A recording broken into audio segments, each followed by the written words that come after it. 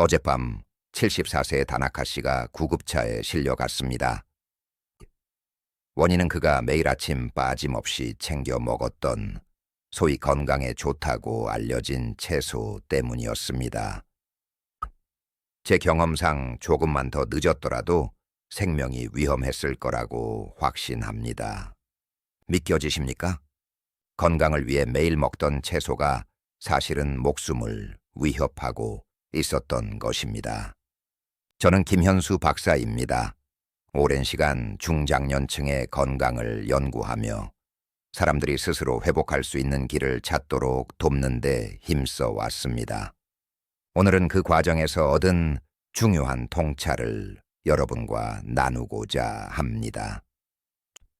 최신 의학 지견에 따르면 60세를 넘긴 일본인 중 상당수가 자신도 모르는 사이에 몸에 해를 끼치는 채소를 일상적으로 섭취하고 있습니다.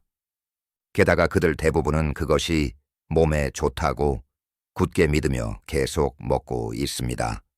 여러분은 지금 이렇게 생각하실지도 모릅니다. 채소가 몸에 나쁘다니 말도 안 돼. 저 역시 처음에는 그렇게 생각했습니다. 하지만 60세를 기점으로 우리의 몸은 조용하지만 확실하게 변해 갑니다. 소화 효소의 분비량은 40대의 절반 수준으로 줄어들고 혈당 조절 기능은 30%나 저하됩니다. 장의 방어벽 기능은 약해지고 혈관의 탄력성 또한 잃게 됩니다. 이러한 변화를 인지하지 못한 채 젊은 시절과 똑같은 식생활을 유지하는 것이야말로 실은 가장 위험한 행동입니다. 제가 진료해온 종합병원에서도 채소가 원인이 되어 컨디션 난조를 호소하며 이송되는 고령자가 최근 3년 사이 2.3배나 증가했습니다. 위장의 염증, 급격한 혈당 상승, 그리고 증상이 장기화되는 케이스도 수없이 봐왔습니다. 야마가타현에 사는 68세 사토 씨 역시 건강을 위해 매일 다량의 생채소를 드시고 계셨습니다. 채소니까 안전하다고 믿으면서요. 하지만 3개월 후 그는 극심한 복통으로 쓰러져 긴급 수술을 받아야 했습니다. 수술실에서 제가 발견한 것은 다 소화되지 못한 채 장을 꽉 막고 있는 채소의 섬유질이었습니다. 오해하지 마십시오. 채소 자체가 나쁜 것은 아닙니다. 문제는 60세를 넘긴 몸에 맞지 않는 채소와 맞는 채소가 따로 있다는 사실을 모른다는 데 있습니다. 오늘 여러분이 이 영상을 끝까지 보신다면 소중한 사람의 생명을 구할 수도 있습니다. 왜냐하면 지금부터 말씀드릴 위험한 3가지 채소는 아마 여러분의 냉장고에도 들어있을 것이기 때문입니다. 하지만 그 전에 반드시 이해해야 할 더 무서운 진실이 있습니다. 그것은 바로 60세가 넘으면 우리 몸이 우리를 배신하기 시작한다는 것입니다. 저의 오랜 진료 경험과 추적 조사를 통해 밝혀진 충격적인 사실은 같은 채소를 먹더라도 60세 이전과 이후의 몸에 미치는 영향이 정반대가 될 수 있다는 점입니다. 먼저 여러분의 위장에서 어떤 일이 벌어지고 있는지 상상해 보십시오. 젊은 시절의 위는 강력한 위산을 분비하여 어떤 음식이라도 분해할 수 있었습니다. 하지만 지금 위산 분비량은 20대의 절반이 되었고 소화 효소도 급격히 줄었습니다. 과거에는 30분이면 소화되던 채소가 이제는 3시간이나 위 속에 머무릅니다. 그 사이 채소는 부패하기 시작하고 유해가스를 발생시킵니다. 이것이 바로 식후에 느끼는 속 더부룩함과 메스꺼움의 정체입니다. 다음 문제는 혈당치입니다.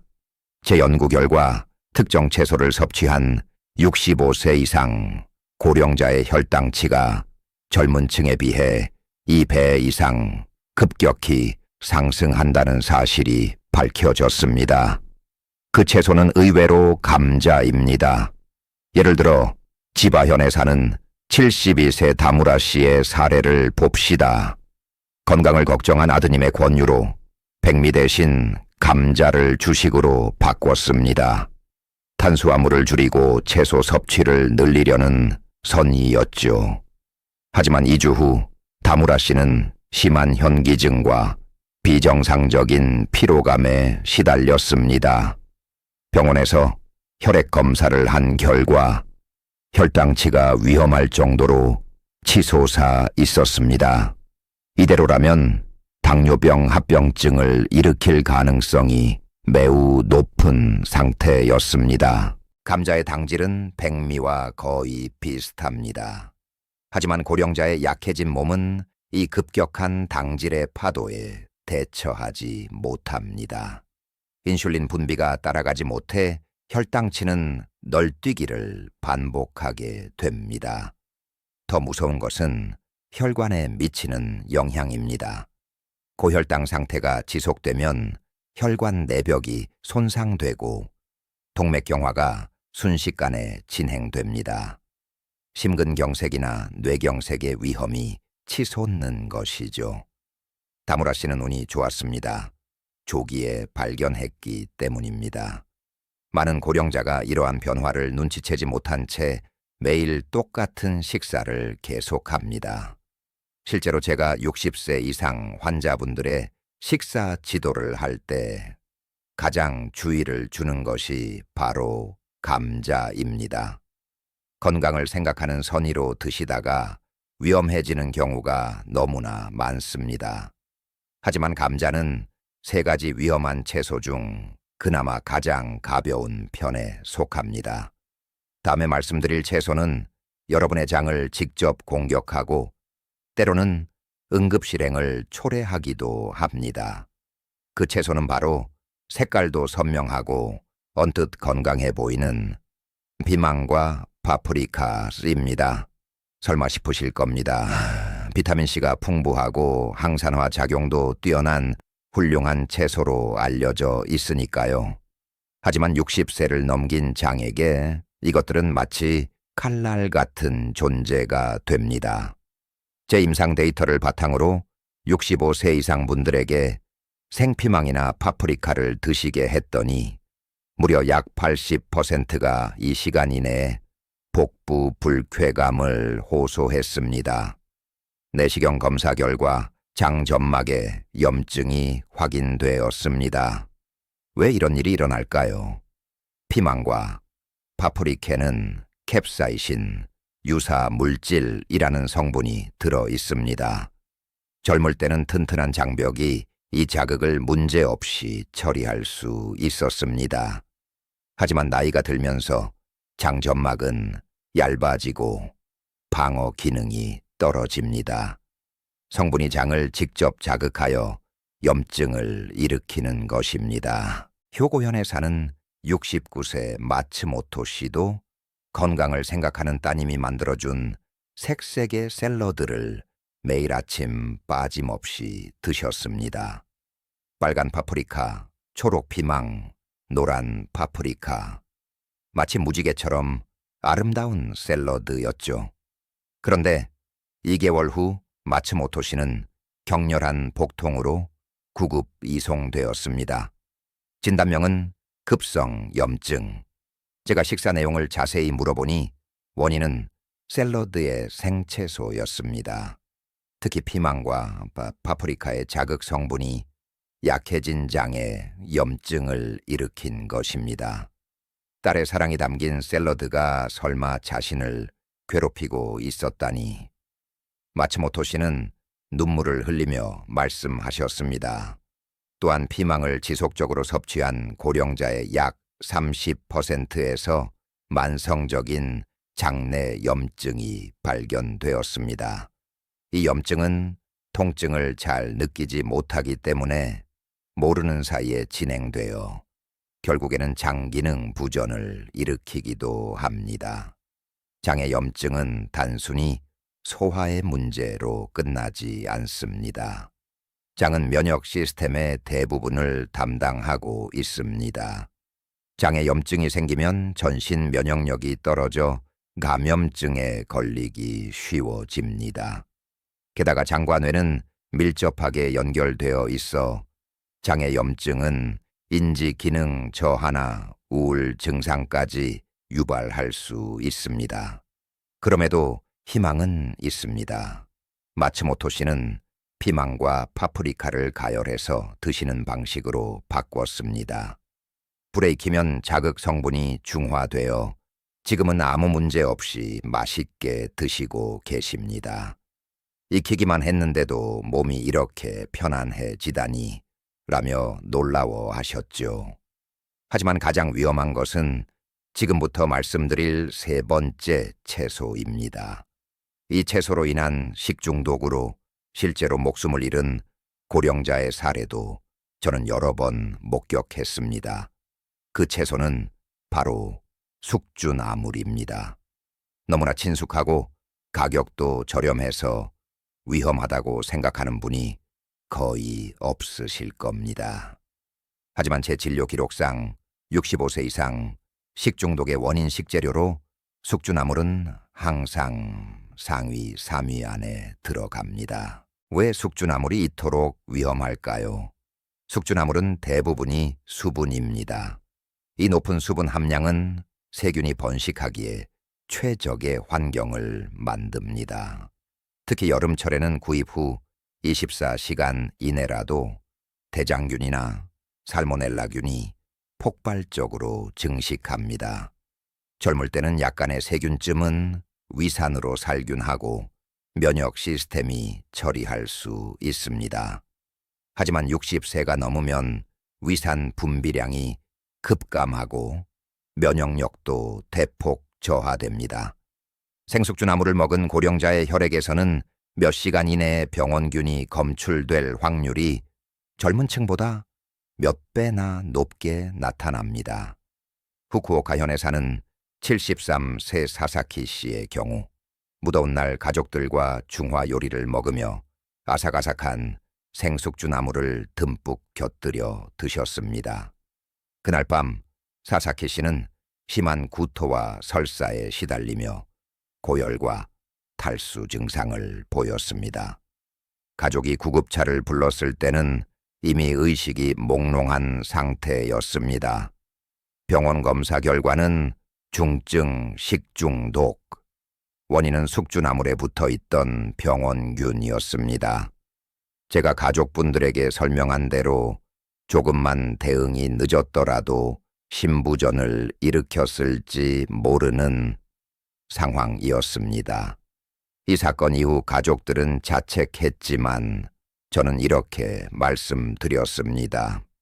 이 연령대 분들에게 숙주나물이 얼마나 위험한지 모르는 분들이 너무나 많습니다. 라고요. 고령자의 식중독 치사율은 젊은 층의 약 10배입니다. 특히 탈수 증상으로 인한 신장 기능 장애를 일으키는 경우가 많고 후유증이 남기도 합니다. 하지만 숙주나물을 완전히 피할 필요는 없습니다. 30초 이상 확실히 데치거나 충분히 익혀 드시면 됩니다. 이것만으로도 숙주나물은 안전하고 영양가 높은 식재료로 변합니다. 사사키 씨도 지금은 잘 익힌 숙주나물을 맛있게 드시고 계십니다. 지금까지 감자의 혈당 영향, 피망반 파프리카의 장자극, 숙주나물의 식중독 위험에 대해 말씀드렸습니다. 이것들은 결코 드문 사례가 아닙니다. 지금 이 순간에도 전국의 고령자들이 알게 모르게 똑같은 위험에 노출되어 있습니다. 하지만 절망할 필요는 없습니다. 사실 60세를 넘긴 몸을 지키고 활력을 주는 마법의 채소가 있습니다. 이 채소들은 안전할 뿐만 아니라 노화를 늦추고 병을 예방하며 인생의 희망의 빛을 가져다 줍니다. 첫 번째 마법의 채소는 시금치입니다. 단, 이것은 평범한 시금치가 아닙니다. 저는 최신 영양학적 직연을 통해 시금치에 숨겨진 힘을 오랜 임상 경험으로 확인해 왔습니다. 주3 회 이상 시금치를 먹는 고령자는 치매 발병률이 현저히 낮았습니다. 비밀은 루테인과 엽산이라는 두 가지 성분에 있습니다. 루테인은 뇌신경세포를 산화로부터 보호하고 엽산은 신경 전달 물질의 생성을 돕습니다. 가장 중요한 점은 이 성분들이 60세를 넘긴 뇌에서 회춘 효과를 발휘한다는 것입니다. 미야기 현에사는 84세 다카하시 씨의 기적 같은 체험도 제 진료실에서 생생히 기억합니다. 3년 전 건망증이 심해져 가족 이름조차 생각나지 않게 되었습니다. 이제 나는 끝난 걸까 하며 체념하려던 때 제 권유로 매일 된장국에 시금치를 넣어 드시기 시작했습니다. 처음에는 변화를 느끼지 못했습니다. 하지만 3개월 후에는 손주의 이름을 술술 부를 수 있게 되었고 반년 후에는 복잡한 요리 레시피도 떠올릴 수 있게 되었습니다. 1년 후 검사에서는 인지기능 테스트 점수가 대폭 향상되었습니다. 이토록 명확한 개선은 정말 놀라운 일입니다. 시금치의 지속적인 섭취가 뇌 기능 회복에 확실히 기여하고 있는 것입니다. 게다가 시금치에 함유된 루테인이 노인성 질환의 진행을 크게 억제한다는 사실도 제 임상 데이터로 입증되었습니다. 노인성 황반변성은 60세 이상 실명 원인 1위지만 매일 시금치를 먹음으로써 이 무서운 병으로부터 눈을 지킬 수 있습니다. 두 번째, 마법의 채소는 브로콜리입니다. 브로콜리에는 설포라판이라는 기적의 성분이 들어 있습니다. 이 성분이 60세 이후의 몸에 미치는 영향은 그야말로 혁명적입니다. 제 진료 경험상 브로콜리를 드시는 고령자는 골밀도 저하가 동년배 평균보다 훨씬 적다는 사례가 많이 보입니다. 즉, 브로콜리는 뼈를 튼튼하게 하고 골절 위험을 대폭 줄여줍니다. 나가노현에 사는 78세 야마다 씨는 허리 압박 골절로 누워 지내는 상태였습니다. 하지만 제가 제안한 방법으로 매일 찐 브로콜리를 드시기 시작했습니다. 칼슘과 비타민 K의 시너지 효과를 노린 식이요법이었죠. 그 후 검사 결과를 보고 저도 놀랐습니다. 골밀도가 눈에 띄게 개선되었던 것입니다. 1년 후 야마다 씨는 지팡이 없이 걸을 수 있게 되었습니다. 브로콜리가 제 인생을 되찾아 주었습니다. 라며 웃으며 말씀하십니다. 그리고 세 번째 마법의 채소는 당근입니다. 당근에 들어있는 베타카로틴은 체내에서 비타민 A로 변환되어 면역 시스템을 강화합니다. 최신 임상 데이터에서 밝혀진 것은 당근의 혈당 안정 효과입니다. 의외로 생각하실지 모르지만 당근은 혈당치를 낮추는 작용을 합니다. 식이섬유가 당의 흡수를 완만하게 하고 인슐린의 효율을 높여주기 때문입니다. 이 세 가지 마법의 채소는 여러분의 몸을 안에서부터 바꿔줄 것입니다. 하지만 그냥 먹는 것만으로는 충분하지 않습니다. 최대의 효과를 얻기 위한 비밀의 조리법이 있습니다. 채소의 영양가는 조리법에 따라 최대 10배까지 차이가 난다는 것을 저는 현장에서 수없이 봐왔습니다. 같은 채소라도 잘못 조리하면 독이 되고 제대로 조리하면 약이 됩니다. 먼저 절대 지켜야 할 황금 규칙이 있습니다. 규칙 1. 생채소는 절대 피한다. 생채소가 건강하다는 상식은 60세로 끝입니다. 생채소에 붙은 세균, 소화하기 힘든 섬유질, 냉기로 인한 혈류 악화, 이 모든 것이 몸에 부담이 됩니다. 제 환자인 다나카 씨도 매일 아침 생채소 주스를 마셨습니다. 하지만 몇 달 후 만성적인 위통을 호소하게 되었습니다. 제 조언대로 익힌 채소 수프로 바꾼 결과 2주 만에 증상이 완전히 사라졌습니다. 규칙 2. 시간과 가열의 마법. 시금치는 끓는 물에 딱 30초만 데치면 불필요한 성분은 제거되고 영양 흡수율은 3배가 됩니다. 오래 삶으면 애써 섭취하려던 비타민C가 다 빠져나가 버립니다. 브로콜리는 전자레인지에 두 분 가열하는 것이 베스트입니다. 설포라판을 최대한 남기면서 소화하기 쉬운 상태가 됩니다. 규칙 3. 기름의 마법. 당근은 올리브 오일에 가볍게 볶는 것만으로 베타카로틴 흡수율이 9배나 높아집니다. 지용성 비타민은 기름과 함께 섭취해야 비로소 몸에 흡수됩니다. 당뇨병으로 혈당 조절에 애를 먹던 사토 씨는 올리브 오일에 볶은 당근을 매일 드신 뒤로 한 달 만에 혈당치가 극적으로 개선되었습니다. 보관의 비밀. 채소는 사는 순간부터 영양가가 손실되기 시작합니다. 하지만 올바른 보관법으로 영양가를 2주 이상 유지할 수 있습니다. 시금치는 젖은 키친타월로 감싸서 세워서 냉장고에 넣으세요. 눕혀두면 수분이 빠져나가 24시간 만에 영양가가 반으로 줍니다. 브로콜리는 작게 잘라 살짝 데친 후 냉동 보관하세요. 냉동하면 세포벽이 파괴되어 오히려 영양 흡수율이 올라갑니다. 당근은 신문지로 감싸고 윗부분이 위로 가게 세워서 보관하세요. 이렇게 하면 신선도가 오래 유지됩니다. 먹는 양과 타이밍의 요령. 하루 채소 섭취량은 300g이 이상적이지만 한 번에 다 드시면 안 됩니다. 한 번에 대량을 섭취하면 몸에 부담이 갑니다. 아침, 점심, 저녁 각각 100g씩 손바닥 한 줌 분량을 기준으로 나눠 드세요. 이것이 60세 이후의 황금 비율입니다. 또한 식사 맨 처음에 채소를 먹음으로써 혈당치의 급격한 상승을 막고 포만감도 얻을 수 있습니다. 마지막으로 희망의 메시지를 전해드립니다. 제가 말씀드린 내용은 결코 어려운 것이 아닙니다. 위험한 채소를 피하고 마법의 채소를 올바르게 조리한다. 단지 그것만으로 여러분의 남은 인생은 극적으로 변할 것입니다.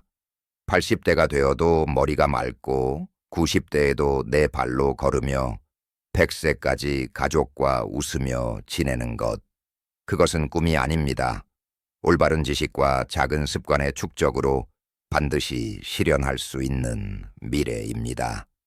오늘부터 시작해 봅시다. 먼저 냉장고를 열어 위험한 채소가 없는지 확인해 주세요. 그리고 내일부터는 마법의 채소를 꼭 식탁에 올려보세요. 여러분의 인생에는 아직 멋진 챕터가 많이 남아 있습니다. 그 문을 여는 것은 지금 이 순간 여러분의 선택입니다. 소중한 사람의 건강을 지키기 위해 이 영상을 지금 바로 공유해 주세요. 그리고 여러분의 체험담을 댓글로 알려주세요. 분명 누군가의 인생을 구하는 데 큰 힘이 될 것입니다.